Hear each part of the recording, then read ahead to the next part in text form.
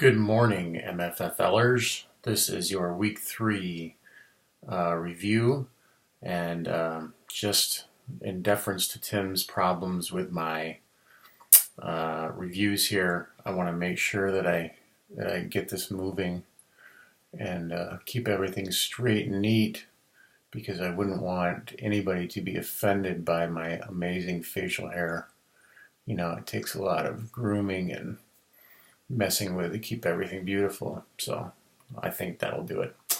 Anyway, let's go on to the standings here. It was an interesting week.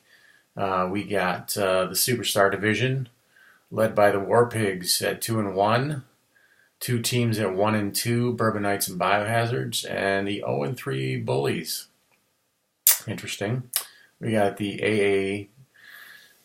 Should be C. We're calling it Division AAD now. Whatever. We got the Fighting Sioux and the Kings at 2-1, and Bad Company at 2-1, and the Cartel at 1-2. That looks like one of your best divisions so far.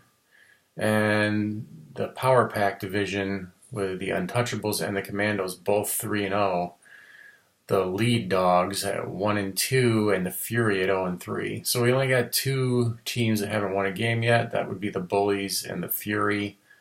And looking at points, you know, it's really how it should be from the look of things. Nobody's getting screwed too badly here. The lowest scoring teams pretty much are the 2 0-3 teams. Lead Dogs are actually the second lowest, but they've only got one win. So pretty much shaking out like it should for the most part. So on to the scoring from this week. And I think we'll start with the Untouchables. I'm sorry. I'm reading ahead. We're going to start with the Fury and the Kings. And this was a mismatch from the get-go. Now, again, Fury's got two running backs out, but he did have first waiver wire pickup and got Fozzie Whitaker, who did nothing. We got Theo Riddick, who seemed like he'd be in line for a good game, did nothing. Aaron Rodgers, 26, good as usual. Big surprise here is the receiving core with 3 points combined between Brandon Cooks and Brandon Marshall. Now, Brandon Marshall's getting old. You're seeing a younger guy in that team, whose name I can't pronounce, doing pretty good.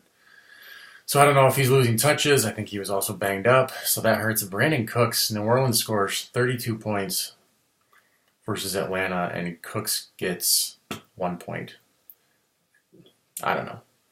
Kyle Rudolph at 13 had a good game, and kicker and defense, who cares? And on the bench, he's got nothing. A couple injuries, and nobody to speak of did anything. Even Edelman did nothing.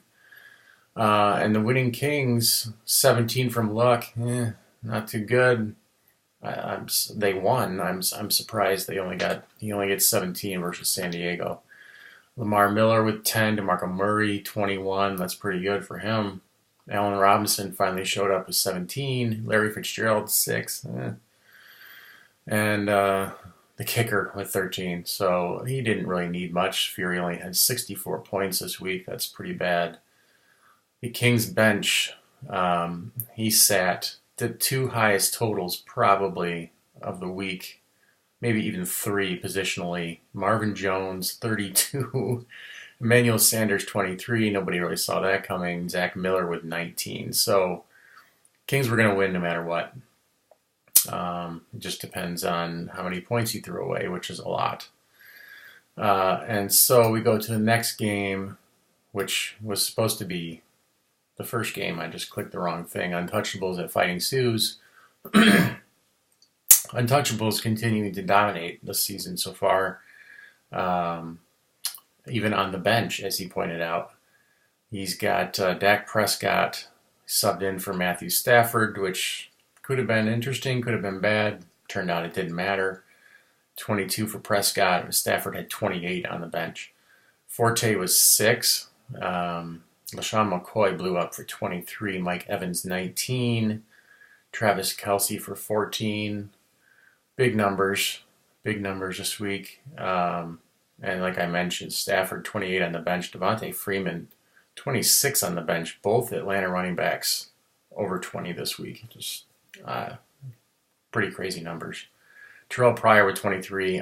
That's never going to happen again. So whatever. And fuck him. Fuck the Buckeyes. We'll go the Fighting Sioux losing 87 points, which is enough to beat half the teams this week, and not enough for versus the Untouchables. 18 for Cam Newton, got roughed up again. Carolina gets 10 points for the game versus Minnesota. Looks like a real defense. LeGarrette Blount with 22, Gurley with 20 finally showed up. Antonio Brown for 14, but no touchdowns. Was Snead hurt? I missed that. Was Snead hurt? He got 0. I think he was hurt. Or maybe he got hurt. I don't know. Gronkowski played for like 2 plays. That was an interesting start. And then you get kicker and defense. So actually 87, I don't know how he pulled that out. Mostly on the running backs there. On the bench, 24 from Carlos Hyde, so it didn't matter which running back you picked. They were all doing good. Deshaun Jackson, 15. Would that have made a difference? I mean, it would have made a difference, but he wouldn't have won with it. Michael Thomas with 13. So, I mean, you start, take out Willie Snead, throw in Deshaun, take out Gronk, and throw in Pitta. That is, 19 points. Carry the 1. Yeah, still wouldn't have done it. You would have lost by a point, but it would have been close. All right, let's go to Commandos at Bourbonites. Commandos with a big comeback here. I went to bed, I think, or just stopped watching the game thinking that Commandos were going to lose and the Bourbonites would win and match me in first place at 2-1 in my division. But no. Mark Ingram gets 18. Drew Brees gets 27. And the Commandos come back and win that game. Nobody else really did anything. Justin Tucker had 13. Kicker. Who cares? Bourbonites, 16 from Bortles. Not a good total. Melvin Gordon had 13. Lacey had 10. They're okay. Doug Baldwin had the big game with 22. Odell Beckham threw a tantrum, had 12. That's pretty much it. On the bench for the Bourbonites, Gore had 14. Demaryius Thomas had 16. So neither one of those, even combined, would have made a difference. So Commandos win again. We got the lead dogs at the War Pigs. And, you know, I will say this, look, we all gave Rod a lot of shit. Continue to give Rod a lot of shit. Tevin Coleman continues to take a lot of snaps away in Atlanta and ends up with 26. Now, I don't know. I don't know how these are going to break out or continue to get divided between those two guys. But, man, that's a lot of offense with those two running backs. Tavon Austin had 16. Nobody else really did anything, though. That's the problem. You get Asiata, who he picked up on waivers, got 1. Carson Palmer had a horrible game, 11 total. Russell Wilson only had 13 on his bench, and nobody else did anything. So 72 is not a horrible number. But you played the wrong team this week. There's a couple teams you could have beat. For the Pigs, Roethlisberger had awful game. I don't know how that happens versus Philly. 10 points. Luckily, Christine Michael with 22. Kristen, I think it's Kristen. I don't know. Who cares? He had 22 points. I'll take it.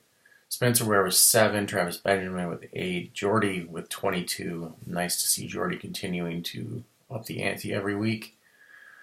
On the bench for the Pigs, Trevor Siemian, 28. Should I have started him? No, but I'll take it. 0.4 for that dude. I love it.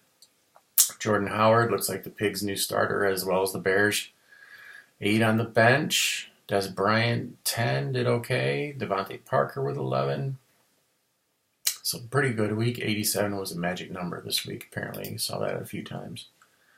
Let's see. We got Bad Company at the Broad Street Broly's.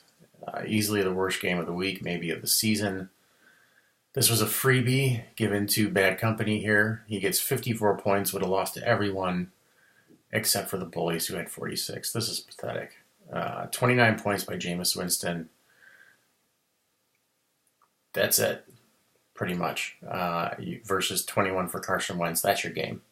Because nobody else did anything. We don't have double digits anywhere for either team. This is absolutely pathetic. Going down to the bench, which would have made a difference. Wendell Smallwood, I don't even know who that is. Running back for Philly, apparently, with 13. 16 for Kobe Fleener, sitting on the bench. The bullies picked the wrong Cincy running back. Now, again, this is an issue. You got both Cincy running backs. You're going to pick the third down back, Giovanni, because he's going to catch passes more than Hill, or you're going to go for the true runner, and he picked the wrong one. You get 21 sitting on the bench. Would have won the game easily for him, but he picked the wrong guy. Nobody else did anything, so that was your big difference right there. We got the Cartel at Biohazards. Now, this was an embarrassing loss for a guy talking a lot of smack, making videos. I appreciate the video work, but obviously it backfired this week. He gets 13 from Derek Carr, which is awful for a quarterback, 13 from Sterling Shepard, which is good. Nobody else did anything. 62. I think that's the third lowest total this week. That was bad. Got nothing on the bench, which tells me you weren't going to win this game no matter what. Hazards get his new quarterback with 19, which is pretty good. 16 for Elliott, good. David Johnson, 22, real good. Jarvis Landry with 19, that's really good. That's nice. Finally put Diggs in the lineup, only got 4. So he's not picking the right receivers, but it didn't matter. He ended up with 91. It's a great total. 17 for Sims on the bench for the Hazards, and that's it.